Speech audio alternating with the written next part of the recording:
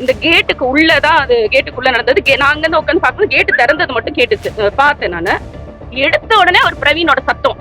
என்ன நீ தள்ளுறியா? என்ன நீ தள்ளுறியான்னு ஒரே சத்தம். எனக்கு எனக்கு நான் இத சுத்தமா நாங்க எதிர்பார்க்கல. நீதிமன்றம் விரைவுபடுத்த சொல்லியிருக்கு.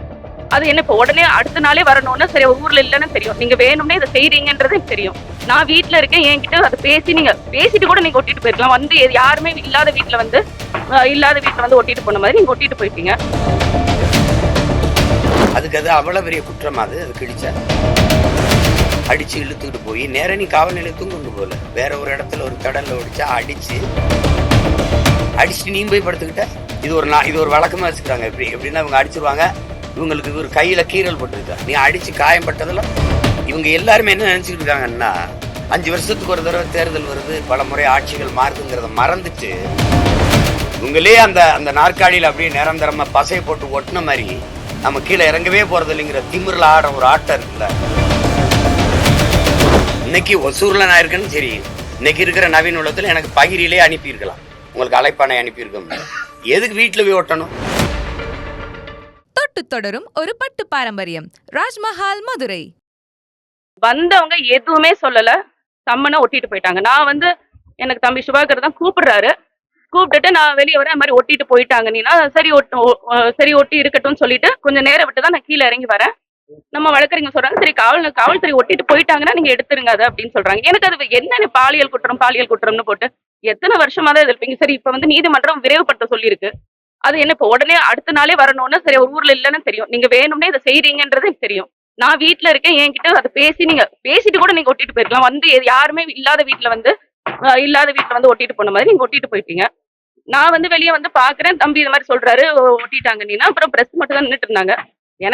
எனக்கு ரொம்ப அன்ஈசியா இருந்தது அவங்க முன்னாடி வர்றதுக்கு. நான் அது நைட் ட்ரெஸ்ல இருந்தேன், நான் வெளியே வரல. சரி தம்பியை தான் கிளிங்க தம்பி, இல்ல போலீஸ் போகணும், போலீஸ் போயிட்டாங்க அப்படின்னு சொன்னாரு. அதனால நான் கிளிக்க சொன்னேன். நான் தான் கிளிக்க சொன்னேன் அவரை. நான் படிக்கிறதுக்காக கிளிக்க சொன்னேன். அவர் கிழிச்சு என்கிட்ட கொண்டு கொடுத்தாரு. கொடுத்துட்டு நான் அது உள்ள உட்காந்து அது 2 மூணா கிழிஞ்சதுனால உட்காந்து அதை படிச்சுக்கிட்டு இருந்தேன்.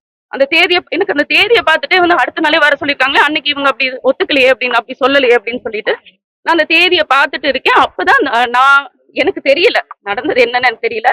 இந்த கேட்டுக்கு உள்ளதான் அது கேட்டுக்குள்ள நடந்தது. நான் அங்கிருந்து உட்காந்து பார்க்கும்போது கேட்டு திறந்தது மட்டும் கேட்டுச்சு. பார்த்தேன் நானு.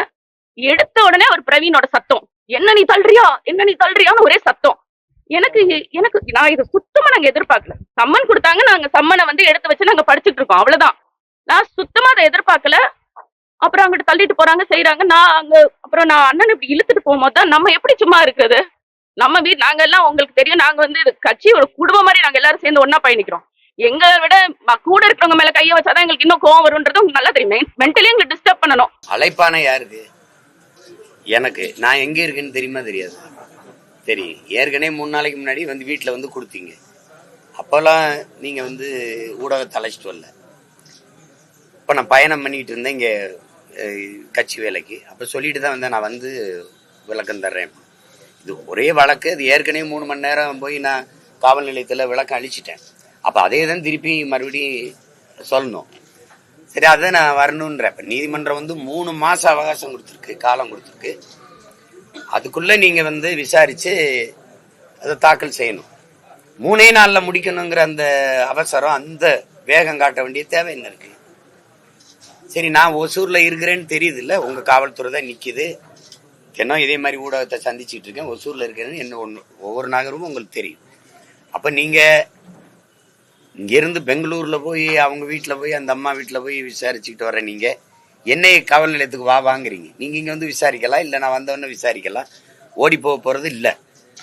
அப்படி இருக்கும்போது அவசரமா நீங்க என் வீட்டுக்கு வர்றதுக்கு முன்னாடியே ஊடகம் வந்து நிக்குது, எல்லா தொலைக்காட்சியும் வந்து நிக்குது. நீங்க ஒட்டிட்டீங்க. வழக்கு சம்பந்தப்பட்ட காவல்துறை வந்து வலசரவாக்கம் காவல்துறை, அது ஒட்டிடுது. ஒட்டினதை விட உங்க வேலை முடிஞ்சிருது. இப்போ நீங்க எது கதவுல ஒட்டிட்டு போறீங்க? வீட்டில் நிறைய பேர் இருக்காங்க, என் மனைவி இருக்காங்க, அவங்க கிட்ட கூப்பிட்டு கொடுத்துருக்கல. ஏன்னா அழைப்பானை வாங்கும்போது கையெழுத்துடணும். நீங்க ஒட்டிட்டு போனா நான் கையெழுத்து இடலை. அப்போ அது தேவையில்லைன்னா அவங்க கிட்ட கொடுத்துட்டு போயிருக்கலாம்ல. நீங்க ஒட்டினீங்கன்னா இப்போ எனக்கு பதிலாக கதவு வந்து உங்களுக்கு விளக்கம் தருமா? எப்படி நீ கதவுல ஒட்டிட்டு போறது நோக்கம் என்ன? நான் இல்லை தலைமறைவாயிட்டேனா, வேற எங்கேயும் என்னை தொடர்பு கொள்ள முடியாத தூரத்துக்கு போயிட்டேனா? எப்படி ஒட்டிட்டு ஒட்டுற இடத்துல எதுக்கு ஊடகம் வருது? இவ்வளவு தொலைக்காட்சியில் எதுக்கு அங்கே வந்துச்சு? சொல்லுங்க, எதுக்கு வந்துச்சு ஒட்டிட்டில அதோட வேலை முடிஞ்சதுல. அப்ப கிழிக்காம போறேன். அதை என்ன அதை அப்படியே வச்சு இல்ல இப்படி கட்டம் போட்டு பூஜையில மாட்டிக்கணுமா உங்க அழைப்பானைய சம்மனை? இது என்னன்னு சொல்லுங்க. இது எந்த மாதிரி அணுகுமுறை? நீ எதுல நேர்மையா இருந்திருக்க, இதுல இவ்வளவு துடிக்கிறப்ப இதுல எந்த மாதிரி அணுகுமுறை? நான் வரலைன்னா தான் பரவாயில்ல, நான் வந்து ஏற்கனவே விளக்கம் அடிச்சிருக்கேன், மறுபடியும் வருவேன்றேன். எதுக்கு இவ்வளவு பதட்டம் அடைகிறீங்கிற? அதுக்கு அங்க இருக்கிறவங்களை அடிச்சு, எங்க வீட்டுல இருக்கிற பிள்ளைகள் யாரும் இப்படி ஐயா எனக்கு அந்த ஓய்வு பெற்ற ராணுவ அதிகாரி இருக்காரு, அவரும் அவ்வளவு ரொம்ப நல்ல மனிதர், கண்ணியமான மனிதர். நீங்க தான் அடிச்சு போய் நீங்க வளசரவாக்கம் காவல் நிலையத்துல இருக்கிறதுக்கு நீலாங்கரை காவலர் வந்து உதவி ஆய்வாளர் வந்து அந்த ஆய்வாளர் வந்து அடிச்சு இழுத்துட்டு போக வேண்டிய அவசியம் இருக்கு. அடிச்சு இழுத்துட்டு போற அளவுக்கு என்ன குற்றம்? அதை கிழிச்சது தானே. அது அப்புறம் அப்படியே இருக்கணுமா? இல்ல ஆண்டாண்டு காலமா அந்த கதவுல இருக்கணுமா? அது அழைப்பானை நாம் படிக்கவா, நாட்டு மக்கள் படிக்கவா? சொல்லுங்க தம்பி, நீங்க ஒரு அதிகாரியா உங்ககிட்ட கேட்கிறேன். அழைப்பானை நாம் படிக்க அனுப்புனீங்களா, கொண்டு வந்தீங்களா, இல்ல நாட்டு மக்கள் நாம் படிக்கணும்னு கொண்டு வந்தீங்களா?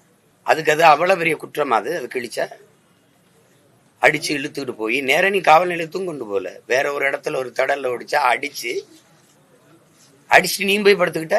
இது ஒரு வழக்கமா வச்சுக்கிறாங்க. எப்படின்னா இவங்க அடிச்சிருவாங்க, இவங்களுக்கு ஒரு கையில கீறல் பட்டுருச்சா, நீ அடிச்சு காயம் பட்டதுல இவங்க எல்லாருமே என்ன நினைச்சுட்டு இருக்காங்கன்னா 5 வருஷத்துக்கு ஒரு தடவை தேர்தல் வருது, பல முறை ஆட்சிகள் மாறுதுங்கிறத மறந்துட்டு இவங்களே அந்த நாற்காலியில அப்படியே நிரந்தரமா பசையை போட்டு ஒட்டின மாதிரி நம்ம கீழே இறங்கவே போறது இல்லைங்கிற திமிரில் ஆடுற ஒரு ஆட்டம் இருக்குல்ல, அதுதான் அங்க அது கவனத்துல வச்சுட்டு விளையாடணும். எல்லாம் விளையாடுறது.